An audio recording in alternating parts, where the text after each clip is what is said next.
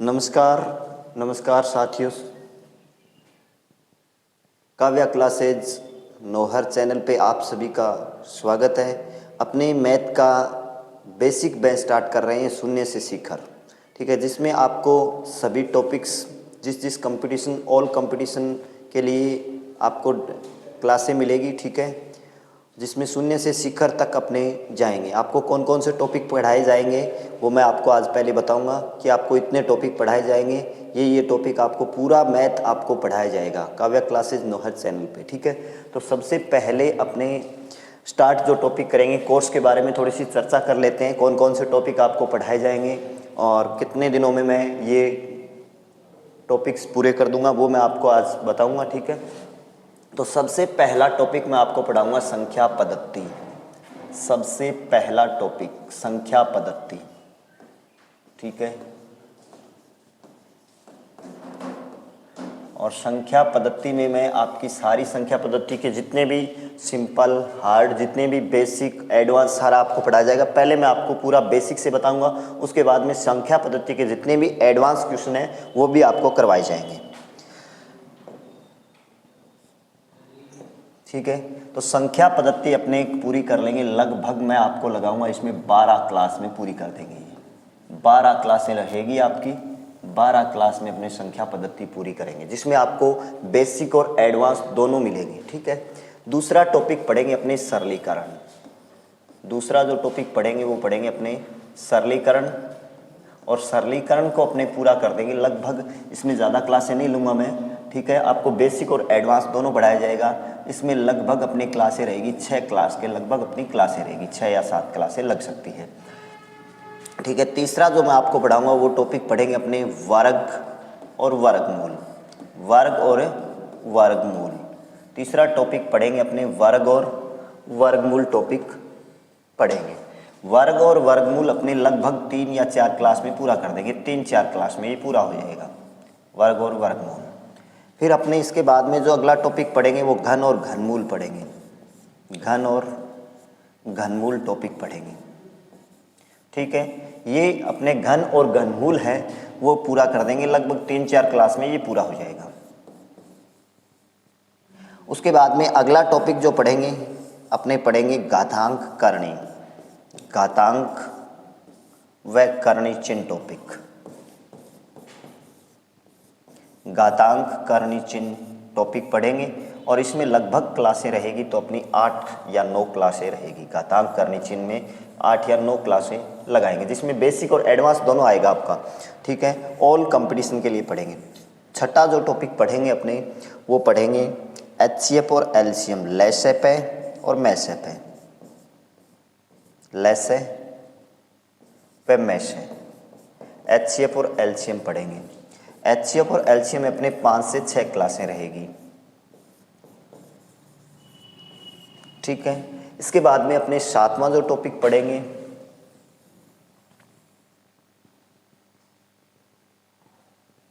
वो इसके बाद में बेसिक अगला बेसिक टॉपिक आता है वो होता है प्रतिशत। इसके बाद में अपने पढ़ेंगे प्रतिशत। इसके बाद में इसमें लैसे में से आ गया घातांक करणी या घनमूल प्रतिशत। उसके बाद में प्रतिशत, और प्रतिशत क्या होता है कि जैसे प्रतिशत से अपने प्रॉफिट लॉस, सरल ब्याज, चक्रवर्ती ब्याज, तो ये टॉपिक थोड़ा सा लंबा चलाएंगे अपने। इस टॉपिक में क्लासें रहेगी लगभग अपनी क्लास रहेगी तो 15 क्लास के लगभग मैं अपनी क्लास लगाएंगे इसमें। ठीक है, उसके बाद में अपने पढ़ेंगे अगला टॉपिक वो प्रॉफिट लॉस, लाभ हानि। लाभ हानि, और लाभ हानि में अपने कम से कम 10 क्लास रहेगी। ठीक है, उसके बाद में अपने टॉपिक पढ़ेंगे लाभ हानि का ही होता है, जैसे बट्टा, कमीशन, बट्टा, छूट, ये टॉपिक पढ़ेंगे। इसमें भी अपनी लगभग 6 क्लासों के 6 या 7 क्लासें लगेगी। ठीक है, इसके बाद में अपने पढ़ेंगे सरल ब्याज। सरल ब्याज, और सरल ब्याज में अपनी लगभग क्लासें रहेगी तो 7 से 8 क्लासें रहेगी। ठीक है, उसके बाद में 11 नंबर टॉपिक पढ़ेंगे अपने चक्रवर्ती ब्याज। चक्रवर्ती ब्याज, चक्रवर्ती ब्याज, और चक्रवर्ती ब्याज में अपनी क्लासें रहेगी तो 7 से 8 क्लासों में ये कंप्लीट कर देंगे, 7 से 8 क्लास के अंदर। ठीक है, उसके बाद में अपने आगे जो टॉपिक पढ़ेंगे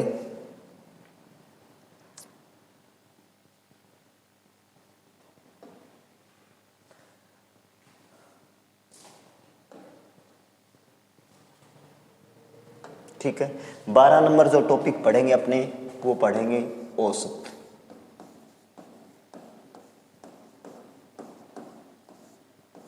औसत औसत में अपनी क्लासें रहेगी तो ये भी 6 से 7 क्लास के अंदर कंप्लीट करवा देंगे, ठीक है। और इसके बाद में अपने पढ़ेंगे अनुपात समानुपात, 13 नंबर टॉपिक। तो अनुपात और समानुपात, अनुपात और समानुपात, अनुपात और समानुपात में अपनी क्लासें रहेगी तो ये भी 5-6 क्लास में अपने पूरा कर देंगे, ठीक है। इसके बाद में बेसिक से एडवांस आपको पूरा पढ़ाया जाएगा, ठीक है। अनुपात समानुपात के बाद में अपने जो पढ़ेंगे वो पढ़ेंगे साझा टॉपिक। साझा साझा टॉपिक में लगभग 5 से 6 क्लासें लगा देंगे अपने, 5 से 6 क्लासें रहेगी इसकी, ठीक है। उसके बाद में अपने 15 नंबर जो पढ़ेंगे वो उसके बाद में अपना टॉपिक औसत, अनुपात, साझा और मिश्रण टॉपिक आ गया। इसके बाद में अपने पढ़ेंगे मिश्रण टॉपिक। मिश्रण के जो क्वेश्चन आते हैं इसमें कम से कम अपनी क्लासें रहेगी तो 6 से 7 क्लासों में मिश्रण कंप्लीट करेंगे अपने। उसके बाद में 16 नंबर जो टॉपिक पढ़ेंगे उसके बाद में अपने आते हैं समय कार्य मजदूरी टॉपिक। समय कार्य मजदूरी, इसके क्वेश्चन भी पूछे जाते हैं, समय कार्य मजदूरी। और समय कार्य मजदूरी में लगभग अपनी क्लासें रहेगी तो 9 से 10 क्लासें रहेगी, 9 से 10 क्लास में आपको कंप्लीट करवा देंगे। उसके बाद में 17 नंबर की बात, टॉपिक की बात करें तो अपने नाव और समय कार्य मजदूरी आ गया। उसके बाद में पाइप टंकी टॉपिक पढ़ेंगे अपने, इसी से रिलेटेड ये टॉपिक होता है पाइप टंकी। और पाइप टंकी टॉपिक पढ़ेंगे अपने, पाइप टंकी टॉपिक लगभग अपने कंप्लीट कर देंगे तो ये 7 से 8 क्लास में अपने ये टॉपिक कंप्लीट कर लेंगे। उसके बाद में 18 नंबर टॉपिक पढ़ेंगे अपने समय चाल दूरी। समय चाल दूरी, समय चाल दूरी पढ़ेंगे अपने। और समय चाल दूरी लगभग रहेगी तो अपने 9 से 10 क्लासें रहेगी समय चाल दूरी में, ठीक है। उसके बाद में अपने पढ़ेंगे नाव धारा। नाव और धारा, नाव धारा अपने कंप्लीट कर देंगे 3 से 4 क्लासों के अंदर कंप्लीट कर देंगे इसको, ठीक है, नाव धारा। इसके बाद में अपनी आती है एडवांस मैथ। उसके बाद में अपने एडवांस मैथ 20 नंबर जो टॉपिक पढ़ेंगे अपने उसमें पढ़ेंगे मेंसुरेशन, क्षेत्रमिति, क्षेत्रफल और आयतन, क्षेत्रफल व आयतन, क्षेत्रफल व आयतन। यहाँ पे अपने क्षेत्रफल और आयतन, क्षेत्रफल और आयतन जो टॉपिक पढ़ेंगे लगभग इसमें अपनी क्लासें रहेगी तो वो रहेगी 20 से 25 क्लासें रहेगी, 20 से 25 क्लास में अपने कंप्लीट करेंगे इसको, क्षेत्रफल और आयतन को, ठीक है, 20 से 25 क्लास में। इसके बाद में अपने जो अगला टॉपिक पढ़ेंगे वो टॉपिक पढ़ेंगे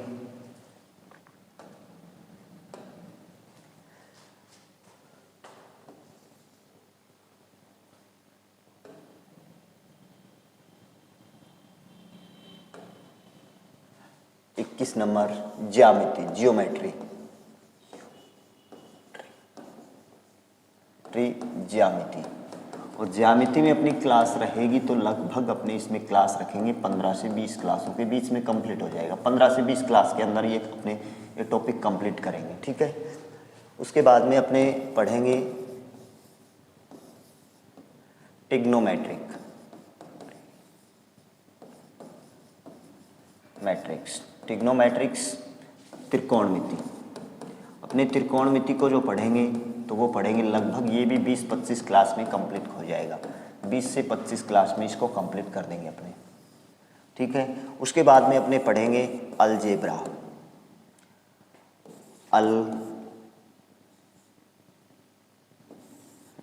अलजेब्रा, बीजगणित। और बीजगणित में अपनी क्लासें रहेगी तो लगभग इसमें भी अपने 20 से 25 क्लासों के अंदर इसको कंप्लीट करेंगे, ठीक है, 20 से 25 अपनी क्लासें रहेंगी। उसके बाद में 24 नंबर टॉपिक अपना रहेगा कोऑर्डिनेट जियोमेट्री, निर्देशांक ज्यामिति, निर्देशांक ज्यामिति, निर्देशांक ज्यामिति, निर्देशांक ज्यामिति पढ़ेंगे अपने। और निर्देशांक ज्यामिति में लगभग क्लासें रहेगी तो 10 से 12 क्लासें अपनी रहेगी। फिर उसके बाद में अपना बच गया स्टैटिक्स है, जैसे ग्राफ के क्वेश्चन आते हैं, ग्राफ है, सारणियन है, और ये पढ़ेंगे अपने। फिर इसमें एक और चीज़ लेके चलेंगे अपने, सांख्यिकी भी साथ में ले लेंगे, सांख्यिकी, ठीक है, ये अपना कोर्स रहेगा। और ग्राफ और सारणियन और सांख्यिकी में लगभग अपनी क्लासें रहेगी 10 से 15 क्लासें अपनी रहेगी। ठीक है, ये अपने कोर्स पढ़ेंगे। मैंने आपको बता दिया कि अपने शून्य से सीखकर बैच स्टार्ट कर रहे हैं, ठीक है। तो जिसमें मैंने आपको बता दिया कि सबसे पहला अपना जो टॉपिक रहेगा वो संख्या पद्धति टॉपिक रहेगा, जिसमें अपने 12 क्लासें लेंगे। फिर उसके बाद में सरलीकरण टॉपिक पढ़ेंगे। फिर उसके बाद में वर्ग और वर्गमूल, घन और घनमूल पढ़ेंगे। फिर उसके बाद में घातांक और करनी चिन्ह टॉपिक पढ़ेंगे। घातांक करनी चिन्ह लैसे में से है, ठीक है। उसके बाद में प्रतिशत है, लाभ हानि है, बट्टा छूट है, संख्या सरल ब्याज है, चक्रवर्ती ब्याज है। ये टॉपिक जितने जितने दिन में आपको कंप्लीट हो रहे हैं मैंने आपको बता दिया। इतने इतने दिन में लगभग आपको अंदाज़ा बता दिया कि जैसे मैंने 6 से 7 क्लास का वो बोला है, हो सकता है 7 की 8 भी हो जाए, हो सकता है 1 क्लास कम भी हो जाए। फिर अपने पढ़ेंगे औसत है, अनुपात समानुपात है, सांझा है, मिश्रण है, समय कार्य मजदूरी है, पाइप टंकी है, समय चाल दूरी है, नावदारा है, क्षेत्रफल। यहाँ से अपनी स्टार्ट हो जाती है एडवांस मैथ, ठीक है। तो अपने क्षेत्रफल है, आयतन है। उसके बाद में जो अगला टॉपिक पढ़ेंगे अपने जियोमेट्री है, टिग्नोमेट्रिक है, अलजेब्रा है, निर्देशांक ज्यामिति है, ग्राफ सारणियन और सांख्यिकी। ये इतने टॉपिक आपको करवाए जाएंगे, ठीक है। अब जिस भी कंपटीशन में आपके जितने भी टॉपिक आते हैं वो टॉपिक वहाँ से आप पढ़ लेना। आपको सारे टॉपिक नहीं पढ़ने हैं, जिस कंपटीशन में जितने भी टॉपिक आए वो टॉपिक आप वहाँ से पूरा पढ़ सकते हो। अपने बेसिक से एडवांस पूरा रहेगा, ठीक है। इसमें ऑल कंपटीशन को मैं किसी एक कंपटीशन को मद्देनज़र नहीं रखते हुए ऑल कंपटीशन को रखते हुए जिसमें बेसिक और एडवांस सारा आएगा, ठीक है। चलिए आज अपने थोड़ा सा पढ़ लेते हैं संख्या पद्धति के बारे में। अपने आगे संख्या पद्धति शुरू करते हैं, ठीक है। पहला टॉपिक रहेगा अपना संख्या पद्धति, नंबर सिस्टम।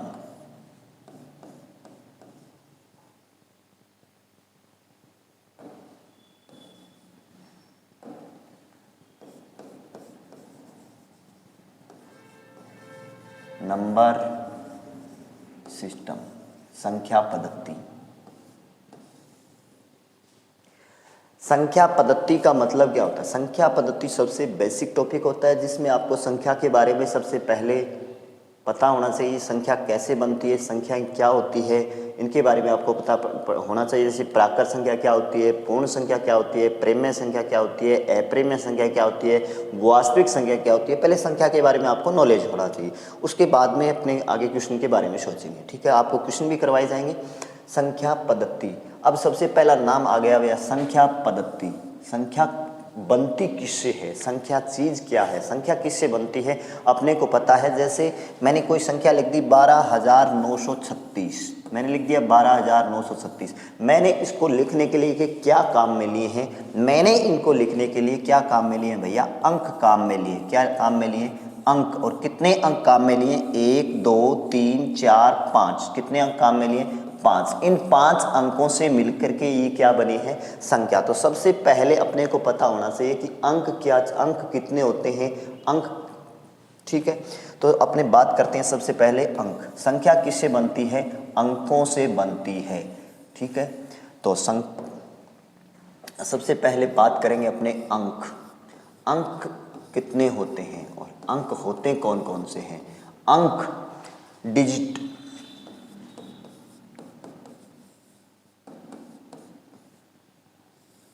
अंक होते हैं 0 1 2 3 4 5 6 7 8 9। अब इसके आगे आता है 10। 10 तो क्या एक संख्या है, ये कितने अंक हो गए, 10 अंक हो गए। तो अंक कितने होते हैं, 10 अंक हो गए, अंक होते हैं 10, ठीक है। अब आगे अपने पढ़ते हैं अंक कितने होते हैं, 10। और अंकों से मिलकर के ही क्या बनती है, संख्या बनती है। कोई भी संख्या, जैसे अपने को कोई भी संख्या लिखनी हो, जैसे 12,936 का मैंने आपको एग्जांपल दिया था। तो 12,936 लिखने के लिए मैंने कितने अंक काम में लिए थे, 5। और कोई भी संख्या, जैसे 5 अंकों की संख्या है, 6 अंकों की संख्या है, 7 अंकों की संख्या, कोई भी संख्या लिखने के लिए हमें किसकी आवश्यकता पड़ेगी, अंकों की आवश्यकता पड़ेगी। और अंक भैया कितने होते हैं, अंक होते हैं 10। और कौन कौन से होते हैं, 0 1 2 3 4 5 6 7 8 और 9, ठीक है। अब इससे आगे अपनी संख्याओं के बारे में पढ़ें। पहली अपनी जो संख्या पढ़ेंगे वो आएगी प्राकृत संख्या। तो सबसे पहले अपने पढ़ेंगे प्राकृत संख्या, नेचुरल नंबर। प्राकृत संख्या किसे कहते हैं, प्राकृत संख्या क्या होती है, के चीज है प्राकृत संख्या। सबसे पहले आप पढ़ना प्राकृत संख्या, सारा पहली पौध की बात करा आप तो प्राकृत संख्या। प्राकृत संख्या क्या होती है, प्राकृत संख्या, प्राकृत संख्या की बात करें अपनी तो प्राकृत संख्या 1 से अनंत तक की जितनी भी संख्याएं होती है उनको क्या बोला जाता है, प्राकृत संख्या बोला जाता है। तो भैया अब देखा देखो गुरु जी का 1 को ले गया अनंत तक की संख्या सारी सारी बोलने ला रहे हो, तो मैं बात करूँ क्या 1 2 3 4 5 ये सारी की सारी क्या है, कहाँ तक, अनंत तक, ये सारी की सारी क्या है, प्राकृत संख्या है। लेकिन इनके बीच में भी क्या होती है, बहुत सारी संख्याएं होती है। तो आपने तो सर ये बोला था कि सभी संख्याएं, तो इनके बीच में भी जैसे 1 और 2 के बीच में ये नहीं आएगा क्या, 1 से ही 1/2, 1 से ही 1/3, 1 से ही 1/4, ये संख्याएं भी तो आएगी। तो क्या ये सभी संख्याएं आ गई, नहीं। प्राकृत संख्या आप देखिएगा किसे बोला जाता है, प्राकृत संख्याएं वो संख्याएं होती है यानी 1 से अनंत तक की संख्याएं जिनको अपने एक नंबर की तरह गिन सकते हैं, जैसे 1 2 3 4 5 6 7 8 9 10 कहाँ तक, अनंत तक, जिनको एक नंबर की तरह काउंटिंग किया जा सकता है, ऐसी संख्याएं क्या कहलाती हैं, प्राकृत संख्याएं कहलाती हैं।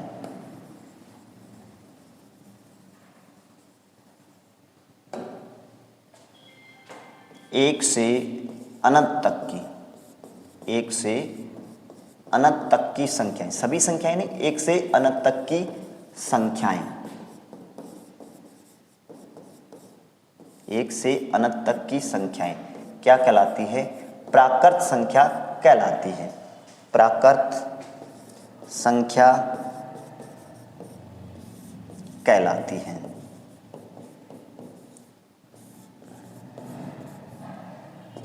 जिनको एक नंबर की तरह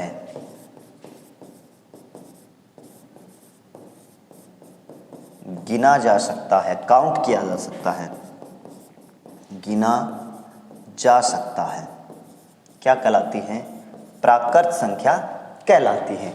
यानी 1 को लेके अनंत तक की सारी संख्या उनके बोलांगा आपा प्राकृत संख्या बोलांगा, सॉरी 1 से अनंत तक की संख्या, सारी संख्या नहीं, 1 से अनंत तक की संख्या जिनको एक नंबर की तरह काउंट किया जा सकता है, एक नंबर की तरह गिना जा सकता है। जैसे भैया एग्जाम्पल दैट अपने बात करें, एग्जाम्पल 1 2 3 4 5 6 7 8 कहाँ तक, अनंत तक, ये सारी की सारी संख्याएं क्या कहलाएगी, प्राकृत संख्या कहलाएगी। अब आगे अपने बात करें क्या, प्राकृत संख्याएं के बाद में आगे जो पढ़ेंगे वो पढ़ेंगे अपने सेकंड संख्या आती है पूर्ण संख्या। कौन सी, पूर्ण संख्या, वो है नंबर, पूर्ण संख्या।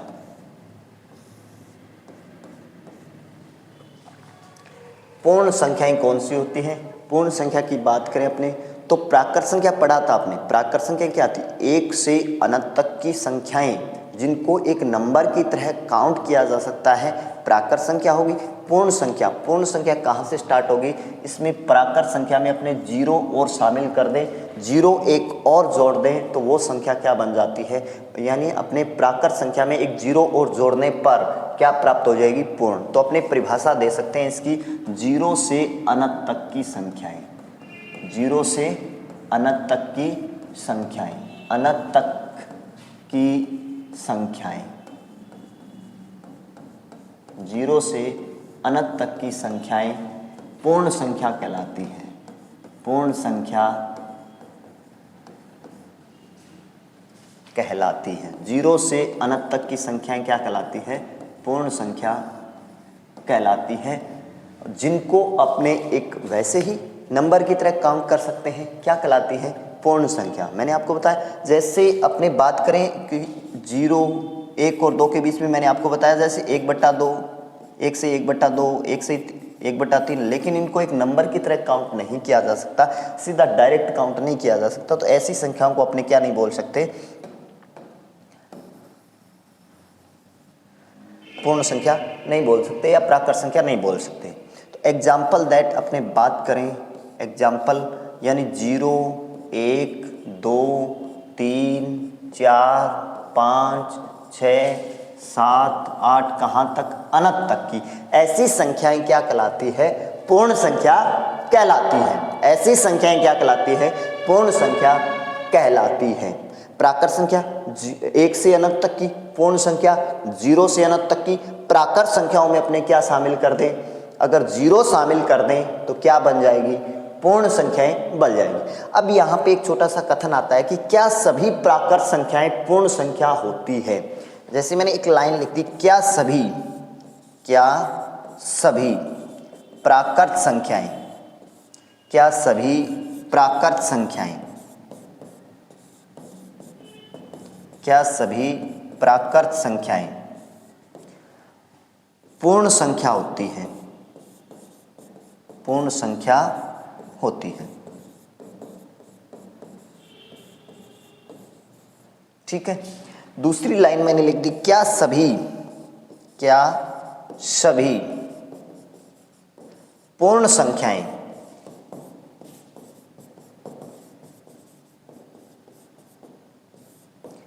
प्राकृत संख्या होती है, प्राकृत संख्या होती है। और आपके पेपर में अगर कथन का क्वेश्चन, आजकल बोर्ड कथन का क्वेश्चन देता है, तो कथन का क्वेश्चन है सभी प्राकृत संख्याएं पूर्ण संख्या होती है, सभी पूर्ण संख्याएं प्राकृत संख्या होती है। तो देखिएगा इसमें, क्या सभी प्राकृत संख्याएं, क्या सभी प्राकृत संख्याएं पूर्ण संख्या होती है। सारी की सारी प्राकृत संख्या क्यों है, 1 से, ये सारी की सारी प्राकृत संख्याएं नहीं है क्या, ये 0 से अनंत तक क्या सारी की सारी प्राकृत संख्याएं इन पूर्ण संख्याओं में शामिल है, हाँ है। तो ये क्या हो जाएगी भैया, ये तो हो जाएगी हाँ होगी, क्या होगी, हाँ। क्या सारी की सारी प्राकृत संख्याएं, क्या सारी की सारी क्या सभी प्राकृत संख्याएं पूर्ण संख्या होती है। क्या लिखा है मैंने, ठीक है, थोड़ा सा ध्यान दीजिएगा मैंने क्या लिख दिया, ठीक है, इसको एक बार डिलीट करते हैं। क्या सभी प्राकृत संख्याएं, सारी की सारी प्राकृत संख्याएं पूर्ण संख्या होती हैं, हाँ। सारी की सारी जो प्राकृत संख्याएं हैं वो क्या होगी, पूर्ण संख्या होगी। सारी की सारी प्राकृत संख्या, सारी की सारी प्राकृत संख्या क्या में शामिल है, पूर्ण संख्या में शामिल है। तो क्या हो जाएगा, हाँ सारी सभी प्राकृत संख्याएं क्या होती है, पूर्ण संख्या होती है। अब दूसरा कथन मैंने क्या लिखा है, क्या सभी पूर्ण संख्याएं प्राकृत संख्या होती है। सारी की सारी पूर्ण संख्याएं क्या प्राकृत संख्या होगी।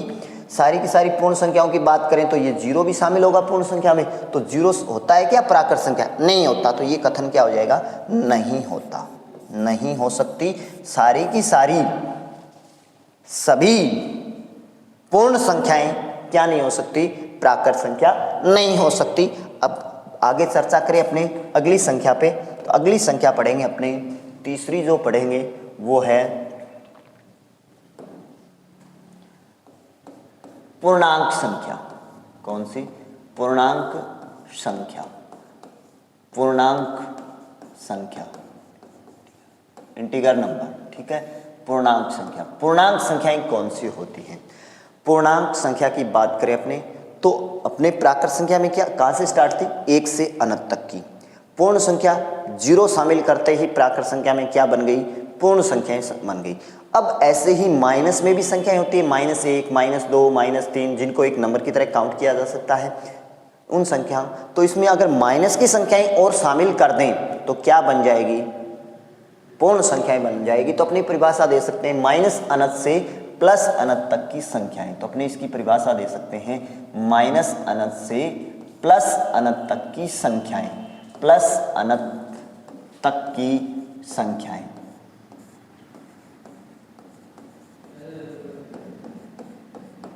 माइनस अनंत से प्लस अनंत तक की संख्याएं पूर्णांक संख्या कहलाती है, पूर्णांक संख्या कहलाती है। माइनस अनंत से प्लस अनंत तक की संख्याएं जिनको अपने एक नंबर की तरह काउंट कर सकते हैं, ऐसी संख्याएं क्या कहलाती है, पूर्णांक संख्या कहलाती हैं। जैसे एग्जाम्पल दैट अपने बात करें कि जैसे 0, 1, 2, 3, 4 कहाँ तक भैया, अनंत तक। ऐसे ही इनमें -1, -2, -3 कहाँ तक भैया, माइनस अनंत तक, और ये हो गई प्लस अनंत तक। माइनस अनंत से प्लस अनंत तक की संख्याएं जिनको एक नंबर की तरह काउंट किया जा सकता है क्या कहलाती है, पूर्णांक संख्या कहलाती है। अब जो प्लस की होती है उनको क्या बोला जाता है, प्लस को अपने क्या बोलते हैं, धनात्मक, तो इनको बोला जाता है भैया धनात्मक पूर्णांक संख्या। क्या बोला जाता है, धनात्मक पूर्णांक संख्या, धनात्मक पूर्णांक संख्या। और ये हो गया माइनस का, तो माइनस को अपने क्या बोलते हैं, ऋणात्मक, तो इनको बोला जाता है ऋणात्मक पूर्णांक संख्या, ऋणात्मक पूर्णांक संख्या, ऋणात्मक पूर्णांक संख्या। प्लस को क्या बोला जाता है, प्लस की संख्याओं को बोला जाता है धनात्मक पूर्णांक संख्या, और माइनस की संख्याओं को क्या बोला जाता है, ऋणात्मक पूर्णांक संख्या। अब वैसे ही बात करें, क्या सारे की सारी प्राकृत संख्याएं, क्या सभी की सभी प्राकृत संख्याएं पूर्ण संख्या होती है, प्राकृत संख्या होती है? तो मैं आपके सामने 2-3 कथन लिख देता हूं। क्या सभी पूर्ण संख्याएं, क्या सभी पूर्ण संख्याएं प्राकृत संख्या होती है, क्या सभी पूर्ण संख्याएं पूर्णांक संख्या होती है, पूर्णांक संख्या होती है?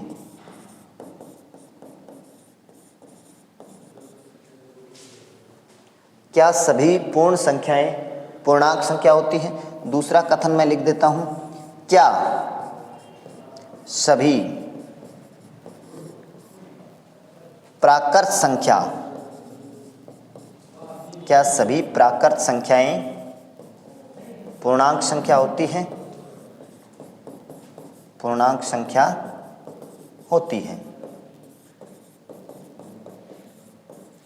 और लिख देता हूं मैं तीसरी लाइन, क्या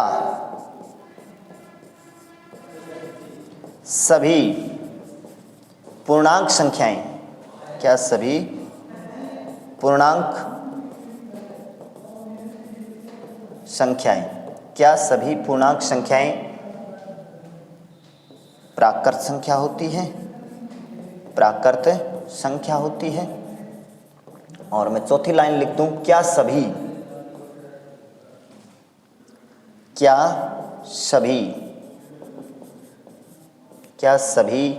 पूर्णांक संख्याएं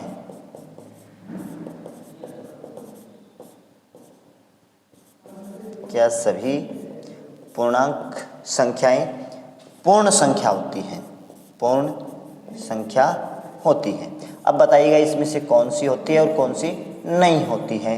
और इनमें ये भी आ जाता है कि क्या अपने दो प्राकृत संख्याओं को जोड़ेंगे तो प्राकृत संख्या बनेगी क्या, क्या सभी अपने दो प्राकृत संख्याओं को घटाएंगे तो क्या सभी संख्याएं प्राकृत संख्या बनेगी क्या, ऐसे भी आते हैं। ठीक है, वो आपको क्वेश्चनों के बीच में क्लियर कर दिए जाएंगे। क्या सभी पूर्ण संख्याएं पूर्णांक होती हैं, क्या सभी पूर्ण संख्याएं पूर्णांक संख्या होती हैं? मैंने क्या लिखा है पहला कथन, क्या सभी पूर्ण संख्याएं पूर्णांक संख्या होती है। तो देखिएगा, क्या सभी, मैं क्या बात कर रहा हूं, क्या सभी पूर्ण संख्या, सारी की सारी पूर्ण संख्या क्या पूर्णांक संख्या में शामिल है? पूर्णांक संख्याएं कौन सी होती है, मैंने आपको पीछे बताया था। पूर्णांक संख्याएं 0 से अनंत तक की, जिनको अपने एक नंबर की तरह गिन सकते हैं, ऐसी संख्याएं क्या कहलाती है, पूर्णांक संख्या कहलाती है। जैसे तो ये क्या है भैया, यहाँ से देखो ये शामिल नहीं है क्या, ये यहाँ से सारी की सारी क्या शामिल है, इनमें पूर्णांक संख्याओं में शामिल है। क्या सभी पूर्ण संख्या, सारी की सारी पूर्ण संख्याएं पूर्णांक संख्याओं में शामिल है? तो अपना आंसर हो जाएगा हाँ, सारी की सारी, हाँ सभी की सभी संख्याएं क्या होती हैं, पूर्णांक संख्या होती है। तो क्या सभी प्राकृत संख्याएं, क्या सभी प्राकृत संख्याएं पूर्णांक संख्या होती है? देखिएगा, प्राकृत संख्या यहाँ से क्या है, ये सारी की सारी प्राकृत संख्याएं, तो अपना कथन हो जाएगा हाँ सभी की सभी, हाँ सभी की सभी प्राकृत संख्याएं क्या होती है, पूर्णांक संख्या होती है। आगे अपने बात करें, क्या सभी पूर्णांक संख्याएं, क्या सभी पूर्णांक संख्याएं प्राकृत संख्या होती है? सारी की सारी पूर्णांक संख्या प्राकृत संख्याओं में शामिल है क्या? नहीं है भैया, ये 0 भी नहीं शामिल है और माइनस की भी नहीं शामिल है, तो ये नहीं होगा। अपना आंसर क्या होगा, नहीं होगा। ऐसे ही आगे बात करें अपने, क्या लिखा है मैंने चौथा ये लिखा है कि क्या सभी पूर्णांक संख्याएं, क्या सभी पूर्णांक संख्याएं पूर्ण संख्या होती है। सारी की सारी पूर्णांक संख्याओं की बात करें तो ये क्या है, माइनस की है, ये संख्या शामिल है, लेकिन पूर्णांक संख्या तो यहाँ से स्टार्ट होती है। क्या सभी पूर्णांक संख्याएं तो नहीं है, ये माइनस वाली क्या नहीं है, पूर्ण संख्या नहीं है। तो क्या सभी पूर्णांक संख्याएं, सभी पूर्णांक संख्याएं नहीं हो सकती पूर्ण संख्या, तो अपना क्या होगा, नहीं होगा। क्या आ जाएगा, नहीं होगा। सभी की सभी पूर्ण संख्याएं पूर्णांक संख्या होती है, हाँ होती है। क्या सभी प्राकृत संख्याएं पूर्णांक संख्या होती है, हाँ होती है। फिर आगे क्या लिखा है, क्या सभी पूर्णांक संख्याएं प्राकृत संख्या होती है। सभी की सभी पूर्णांक संख्या, सारी की सारी पूर्णांक संख्याएं प्राकृत संख्याओं में शामिल नहीं है, क्योंकि प्राकृत संख्या 1 से अनंत तक की सभी संख्याएं जिनको एक नंबर की तरह काउंट किया जा सकता है, ऐसी संख्याएं क्या कहलाती है, प्राकृत संख्या होगी। तो ये नहीं है। ऐसे ही क्या सभी पूर्णांक संख्याएं पूर्ण संख्या होती है, नहीं होती है। तो ये आप लोगों के बढ़िया से समझ में आ गया होगा। चलिए अपने आगे अगली की संख्या की बात करें। अगली संख्या, उससे पहले एक छोटा सा क्वेश्चन ध्यान दीजिएगा जो नॉर्मली कंपटीशन में पूछा जाता है। बीच बीच में आपको छोटे छोटे क्वेश्चन पढ़ाता जाऊंगा, और जैसे ही अपनी संख्याएं कंप्लीट हो जाएगी आपको लास्ट में सारे के सारे बेसिक और एडवांस क्वेश्चन आपको सभी बताए जाएंगे। ठीक है, तो मैं यहाँ पे बीच में थोड़े से एक क्वेश्चन की बात कर लेता हूँ। ठीक है, तो ये क्वेश्चन नॉर्मली कंपटीशन में पूछा जाता है, √4 है, √4 है। √4 क्या है, √4 क्या है भैया, √4 की बात करें अपने तो √4 है, नीचे आपको ऑप्शन दे दिया। पहला ऑप्शन, ए ऑप्शन ये दे दिया प्राकृत संख्या, पहला ऑप्शन क्या दे दिया, प्राकृत संख्या। दूसरा ऑप्शन आपको ये दे दिया पूर्ण संख्या, पूर्ण संख्या। और तीसरा ऑप्शन आपको ये दे दिया पूर्णांक संख्या। तीसरा ऑप्शन क्या दे दिया, पूर्णांक संख्या। चौथा ऑप्शन आपको ये दे दिया पेपर में उपयुक्त सभी, उपयुक्त सभी, उपयुक्त सभी। अब देखिएगा मैंने क्या लिखा है, √4 है। √4 क्या है, अब भैया √4 अभी तक मैंने आपको वर्गमूल की संख्याओं के बारे में नहीं बताया वैसे तो थोड़ा, लेकिन √4 अब सभी बच्चे जानते हैं √4 का मान क्या होता है। √4 को अपने हल कर सकते हैं। √4 क्या है, √4 प्राकृत संख्या है, पूर्ण संख्या है, या पूर्णांक संख्या है, या उपरोक्त सभी की सभी संख्याएं हैं। तो अपने क्या करेंगे, √4 को पहले क्या करेंगे, हल करेंगे। √4 को अपने हल करते हैं और देखते हैं √4 क्या है। √4 का जो मान होता है, √4 का मान बेसिकली अपने क्या बताते हैं, 2 नहीं होता है भैया। √4 का मान होता है +-2 होता है। √4 का मान क्या होता है, +-2 होगा। तो ये कहने का मतलब प्लस का भी 2 होगा और माइनस का भी 2 होगा। तो अपने बात करें कि प्लस का 2 और माइनस का 2, 2 मान हो गए √4 के। तो √4 का जो मान है वो क्या है, +2 और है -2 है, +2 और -2 है, जिसमें प्लस की संख्याएं भी है और माइनस की संख्या भी है। तो प्राकृत संख्याओं में क्या नहीं होती, माइनस की संख्या नहीं होती, तो ये अपना ऑप्शन कट हो गया। पूर्ण संख्याओं में माइनस की संख्या नहीं शामिल होती, ये ऑप्शन कट हो गया। तो भैया उपरोक्त सभी तो इससे गया। पूर्णांक संख्याओं में प्लस और माइनस की संख्याएं शामिल होती है, तो अपना ऑप्शन क्या हो जाएगा, सी ऑप्शन होगा। अपना गुड आंसर क्या होगा, पूर्णांक संख्या, इसका क्या आएगा, आंसर आएगा। ऐसे ही एक क्वेश्चन और पढ़ते हैं अपने।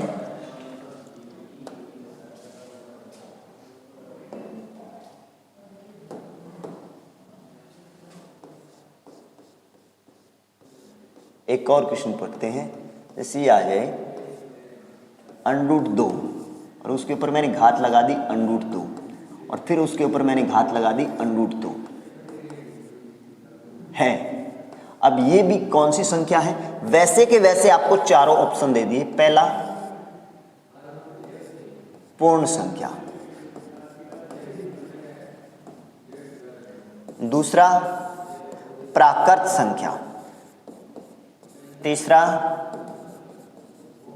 तीसरा ऑप्शन अपने को दे दिया पूर्णांक संख्या, क्योंकि अभी तक अपने 3 ही संख्याएं पढ़ी हैं, पूर्णांक संख्या। चौथा ऑप्शन अपने को दे दिया उपयुक्त सभी, उपयुक्त सभी।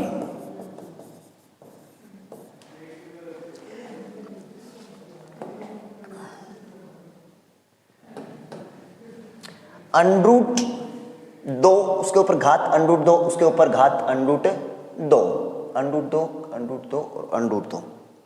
और देखिएगा इसको थोड़ा सा करेक्शन है वो थोड़ा सा सही कर लीजिएगा। मैंने ये ऐसे नहीं है, थोड़ा सा ध्यान दीजिएगा। इसको मैं सही कर देता हूँ इस क्वेश्चन को। ये ऐसे √2 और उसके ऊपर क्या लिखा है √2, उसकी घात मैंने लगाई है √2। इसका मान क्या होगा? इसका मान आपको बताना है कि ये संख्या कौन सी संख्या होगी, पूर्ण संख्या होगी, प्राकृत संख्या होगी, पूर्णांक संख्या होगी या उपरोक्त सभी संख्याएं होगी।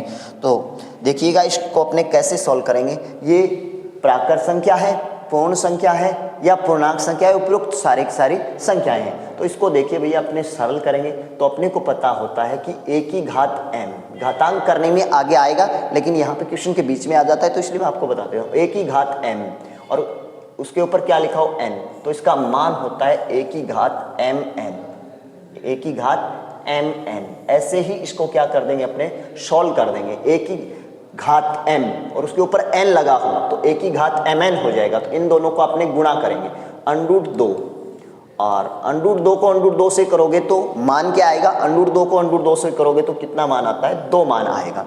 और √2 को 2 बार गुणा करोगे तो फिर इसका मान क्या आ जाएगा, 2। तो ये 2 भैया किस में शामिल होता है, 2 ये किसका है, प्लस का 2 प्राप्त हुआ है। तो प्लस का 2 तो पूर्ण संख्या में भी आता है, प्राकृत संख्या में भी आता है, पूर्णांक संख्या में भी आता है।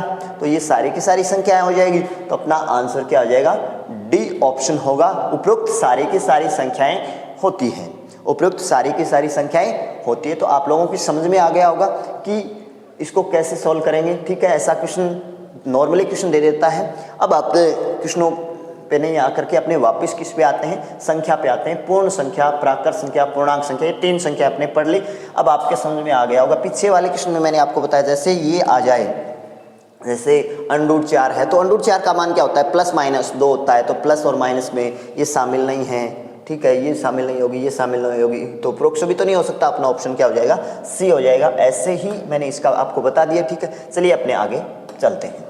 आगे जो चौथी संख्या होगी वो पढ़ेंगे अपने। चौथी संख्या पढ़ते हैं। चौथी संख्या है प्रेमेय संख्या। चौथी संख्या कौन सी संख्या पढ़ेंगे अपने, प्रेमेय संख्या, प्रेमेय संख्या। अब बात करें अपने प्रेमेय संख्याएं कौन सी होती हैं। प्रेमेय संख्या किसे बोलते हैं, प्रेमेय संख्याएं कौन सी होती हैं।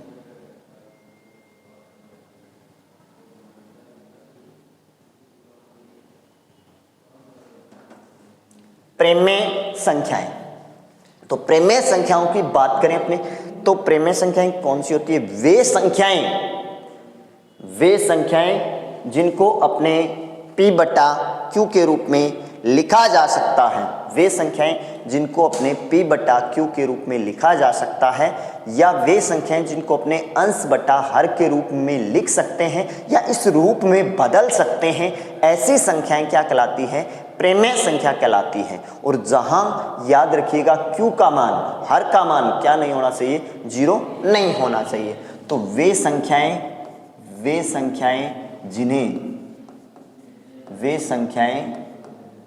जिन्हें p/q के रूप में बदला जा सकता है, बदला जा सकता है, ऐसी संख्याएं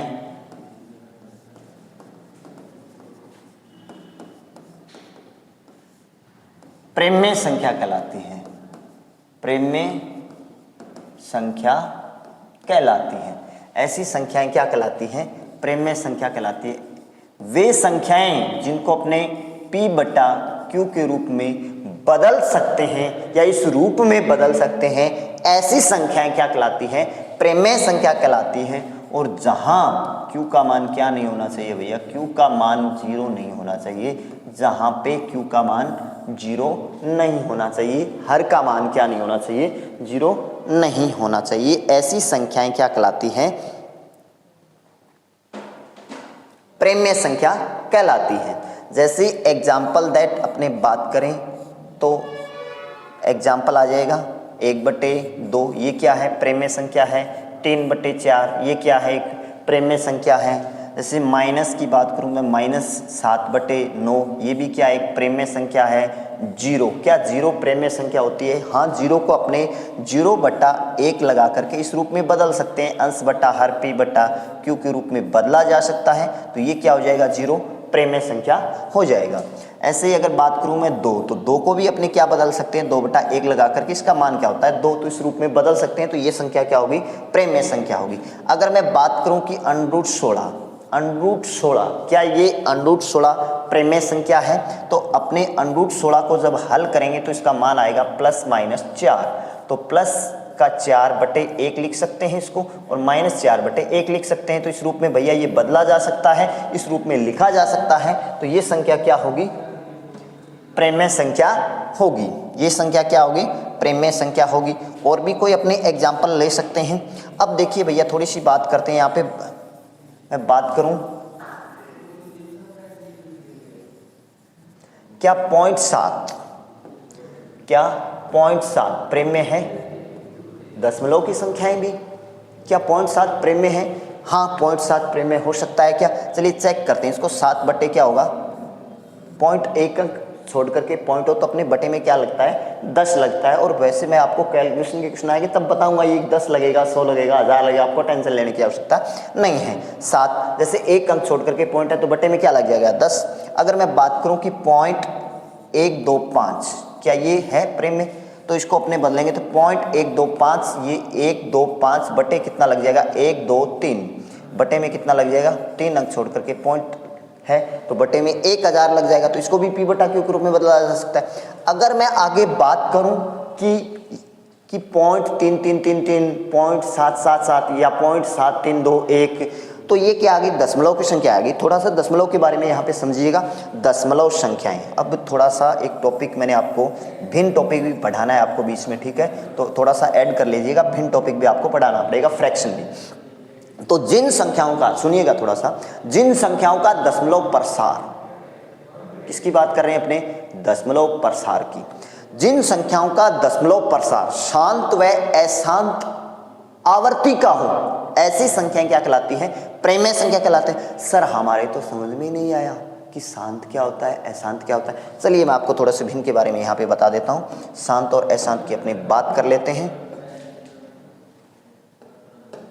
थोड़ी सी शांत और अशांत की बात कर लें। अपने बात करें दशमलव प्रसार की, तो दशमलव प्रसार किस रूप का होता है? दशमलव प्रसार की बात करें तो पहले अपने दशमलव प्रसार के बारे में बात कर लेते हैं। दशमलव प्रसार समझिएगा, दशमलव प्रसार क्या चीज़ है? दशमलव प्रसार या दशमलव भिन्न या दशमलव प्रसार।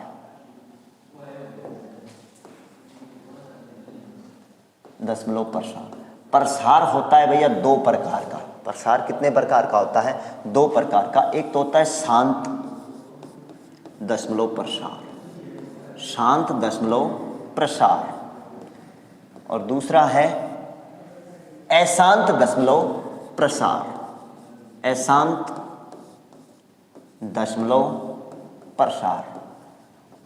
प्रसार होता है 2 प्रकार का, अशांत दशमलव प्रसार और शांत दशमलव प्रसार। शांत दशमलव प्रसार और अशांत दशमलव प्रसार। अब अशांत दशमलव प्रसार भी क्या होता है भैया, 2 प्रकार का होता है। ये भी क्या होता है, 2 प्रकार का होता है।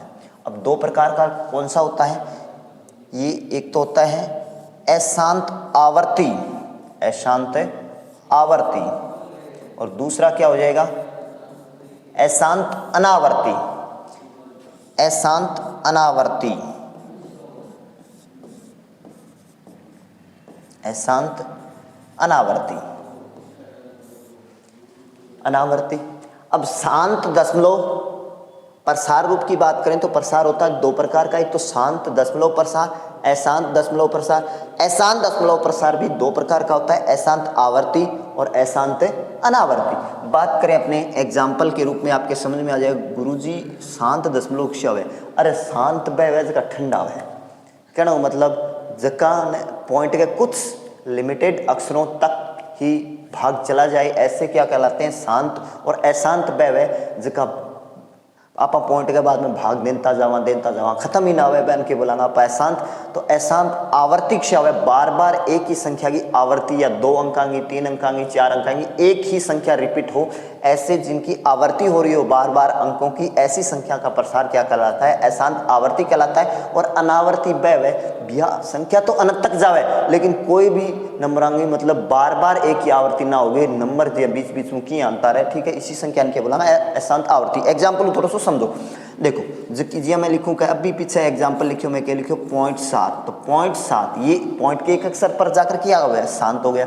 जैसे ये आ गया 0.125, ये क्या है, शांत, ठीक है। और भी एग्जाम्पल ले अपने, तो और भी एग्जाम्पल ले सकते हैं 0.17567, ये क्या हो गया, यहाँ पे कंप्लीट हो गया। ये भी प्रसार किसका है, शांत आवर्ती। अशांत आवर्ती, अशांत आवर्ती का एग्जाम्पल लें तो अशांत आवर्ती का जैसे 0.3333333, ये क्या है, संख्या आगे तक बढ़ रही है, ये प्रसार क्या है, शांत। जैसे आवर्ती क्या हो रही है, एक अंक की आवर्ती हो रही है 3 3 की, जैसे अपने लिख दें 1 2 1 2 1 2 1 2, ये संख्या की क्या हो रही है, बार बार आवर्ती हो रही। जैसे ये आ जाए 0.123 123 123, एक ही संख्या की बार बार आवर्ती हो। ऐसा प्रसार जिसमें एक ही अंक की या एक ही संख्या की बार बार संख्या की आवर्ती हो रही हो, ऐसी संख्याओं का प्रसार क्या, ऐसी संख्या का प्रसार क्या होता है, अशांत आवर्ती होता है। और अनावर्ती की बात करें अपने, अनावर्ती का कहने का मतलब एक ही संख्या की बार बार आवर्ती नहीं हो रही हो, जैसे 0.1237543 कहाँ तक, ऐसे ही और एग्जाम्पल है, जैसे 0.1797632 ऐसे संख्या क्या जाए अनंत तक। ऐसा प्रसार क्या कहलाता है, अशांत अनावर्ती प्रसार कहलाता है। और ये क्या होगा, अशांत आवर्ती। आवर्ती का मतलब बार बार एक ही संख्या की आवर्ती हो रही हो, ऐसा प्रसार होगा अशांत आवर्ती। और एक ही संख्या की बार बार आवर्ती नहीं हो रही हो और संख्या अनंत तक जा रही, कहने का मतलब संख्या आगे से आगे बढ़ रही हो, शांत नहीं हो, तो ऐसी संख्या का प्रसार क्या होगा, अशांत आवर्ती का होगा। अब देखिएगा यहाँ पे थोड़ा सा सुनिएगा, मैंने पीछे क्या लिखा, प्रेम्य और अप्रेम्य में आपको शांत और अशांत के बारे में इसलिए बताया कि जिन संख्याओं का प्रसार, देखिएगा जिन संख्याओं का प्रसार किस रूप का हो, एक तो क्या हो, शांत हो, एक तो क्या हो, शांत हो भैया, एक तो क्या हो, शांत हो, और एक क्या हो, अशांत आवर्ती का हो। ये संख्याएं तो क्या हो जाएगी भैया, प्रेम्य संख्या हो जाएगी। क्या हो जाएगी, प्रेम्य संख्या। प्रेम्य संख्या, इनको अपने प्रेम्य रूप में बदल सकते हैं, ठीक है। और जिन संख्याओं का प्रसार क्या हो गया, अशांत आवर्ती का, ये संख्याएं किस में आ जाएगी, अप्रेम्य संख्याओं में आ जाएगी, इनको प्रेम्य रूप में नहीं बदला जा सकता, तो ये क्या होगी, अप्रेम्य संख्या होगी। जिनका प्रसार रूप शांत और अशांत आवर्ती का हो, ऐसी संख्याएं क्या कहलाती हैं, प्रेम्य संख्या कहलाती हैं। और जिन संख्याओं का प्रसार रूप अशांत अनावर्ती का हो, ऐसी संख्याएं क्या कहलाती हैं, अप्रेम्य संख्या कहलाती है। तो अपने बात पीछे यही कर रहे थे कि जिन संख्याओं का प्रसार रूप, प्रेम्य और अप्रेम्य, प्रेम्य के बारे में पढ़ रहे थे, तो प्रेम्य संख्याओं के प्रसार के रूप में जिन संख्याओं का प्रसार क्या हो, शांत और अशांत आवर्ती का प्रेम्य, बाकी क्या हो जाएगी अप्रेम्य। अप्रेम्य के बारे में आप आगे चर्चा करेंगे, ठीक है। तो इसको थोड़ा सा पढ़िएगा, ठीक है। तो जैसे पॉइंट मैंने लिखा था 7, 0.125, ये सारी की सारी संख्याएं क्या थी, अप्रेम्य संख्याएं थी। तो मैं आपको स्पेशल से इसको थोड़ा सा नोट करवा के लिखा देता हूँ। सेकंड अपने परिभाषा ले सकते हैं इसकी, सेकंड, जिन संख्याओं का प्रसार रूप, जिन संख्याओं का प्रसार रूप, जिन संख्याओं का प्रसार रूप, दशमलव प्रसार रूप, जिन संख्याओं का दशमलव प्रसार रूप, दशमलव प्रसार रूप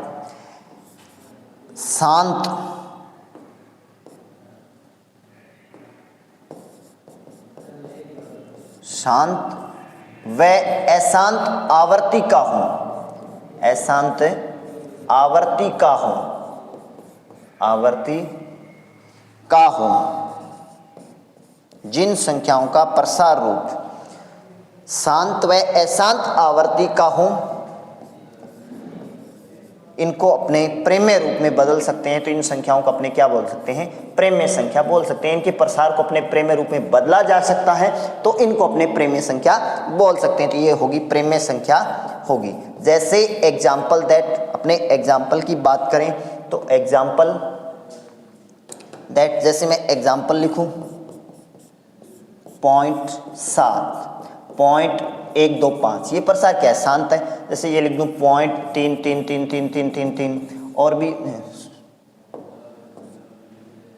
333, और भी मैं कोई एग्जाम्पल लिख देता हूं, जैसे 0.123 ठीक है, ये जा रही है। तो ये संख्याएं क्या है, इनका प्रसार रूप है वो शांत व अशांत आवर्ती का है। तो इन संख्याओं को अपने क्या बोलेंगे, प्रेम्य रूप में बदल सकते हैं इनको, तो इन संख्याओं को क्या बोलेंगे, अपने प्रेम्य संख्याएं होगी। तो याद रखिएगा, जिन संख्याओं को अपने p/q के रूप में बदला जा सकता है, जिन संख्याओं को p/q के रूप में बदला जा सकता है, ऐसी संख्याएं क्या कहलाएगी, प्रेम्य संख्या। जैसे एग्जाम्पल, और एक जिन संख्याओं का दशमलव प्रसार, जिन संख्याओं का दशमलव प्रसार रूप शांत व अशांत आवर्ती का हो, ऐसी संख्याएं क्या होगी, प्रेम्य संख्याएं होगी। चलिए आगे अपने अगली संख्या को पढ़ते हैं।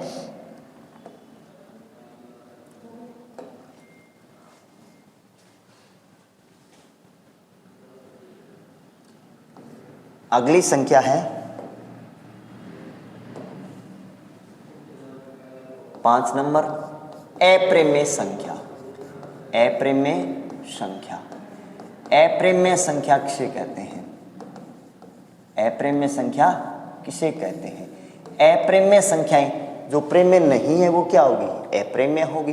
तो वे संख्याएं जिनको अपने p/q के रूप में किसी भी तरीके से बदल दें, तो वे संख्याएं तो क्या हो जाएगी, अप्रेम्य संख्याएं हो जाएगी। और वे संख्याएं जिनको अपने p/q के रूप में नहीं बदला जा सकता, ऐसी संख्याएं क्या कहलाती हैं, अप्रेम्य संख्याएं कहलाती हैं। वे संख्याएं जिन्हें p/q के रूप में नहीं बदला जा सकता, नहीं बदला जा सकता, नहीं बदला जा सकता है, नहीं बदला जा सकता है, अप्रेम्य संख्या कहलाती है। जिनको अपने p/q के रूप में नहीं बदला जा सकता है, अप्रेम्य संख्या कहलाती है। उनको क्या बोलेंगे, अपने अप्रेम्य संख्या बोलेंगे। और इसकी दूसरी सही परिभाषा, अथवा में अपने एक परिभाषा और भी याद रख सकते हैं कि जिन संख्याओं का वर्गमूल में एक पूर्ण मान नहीं आता है, पूर्ण मान नहीं आने का मतलब जिनका प्रसार रूप क्या हो, अशांत अनावर्ती का हो, जिन संख्याओं के वर्गमूल का, तो अपने ये बोल सकते हैं दूसरी परिभाषा, जिन संख्याओं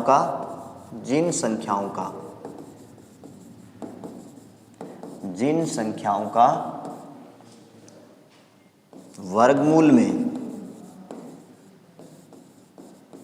एक पूर्ण मान नहीं आता है, ऐसी संख्याएं क्या होगी, जिन संख्याओं का वर्गमूल में पूर्ण मान नहीं आता है। जैसे एग्जाम्पल दैट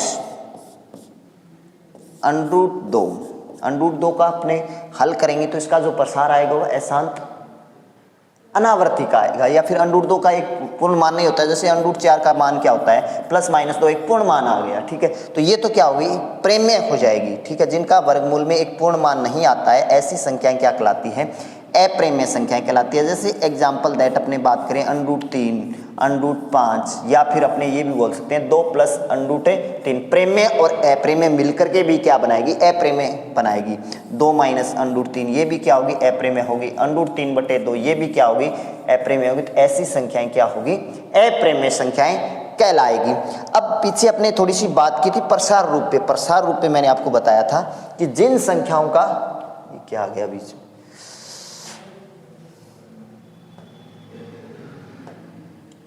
इससे आ गया, हाँ ठीक है, ये बताया था जिन संख्याओं का प्रसार, हाँ ठीक है, ये बताया था। दशमलव प्रसार की बात करें अपने तो जिन संख्याओं का प्रसार रूप कैसा हो, शांत और क्या हो, अशांत आवर्ती का हो, वो तो प्रेम्य हो जाएगी। और जिन संख्याओं का प्रसार रूप अशांत अनावर्ती का हो, ऐसी संख्याओं को मैंने आपको क्या बताया था, अप्रेम्य संख्याएं बताई थी। ठीक है, तो अपने लिख सकते हैं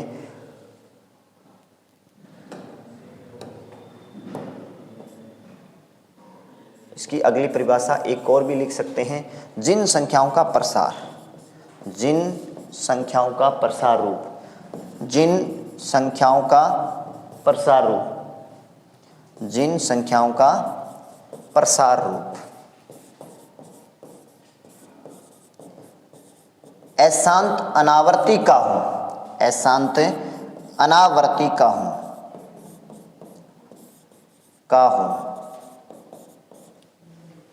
जिन संख्याओं का प्रसार अशांत अनावर्ती का हो, अप्रेम्य संख्या कहलाती है, अप्रेम्य संख्या कहलाती है।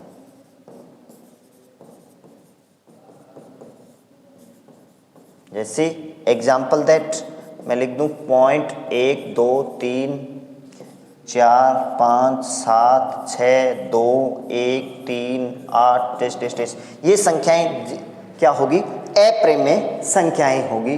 तो जिन संख्याओं को अपने p बटा q के रूप में बदल सकते हैं वो तो प्रेम्य संख्याएं होगी, और जिन संख्याओं को अपने p बटा q के रूप में नहीं बदला जा सकता, ऐसी संख्याएं क्या कहलाती है, अप्रेम्य संख्याएं। या फिर जिन संख्याओं का वर्गमूल में एक पूर्ण मान नहीं आता है, ऐसी संख्याएं क्या कहलाती हैं, अप्रेम्य संख्याएं।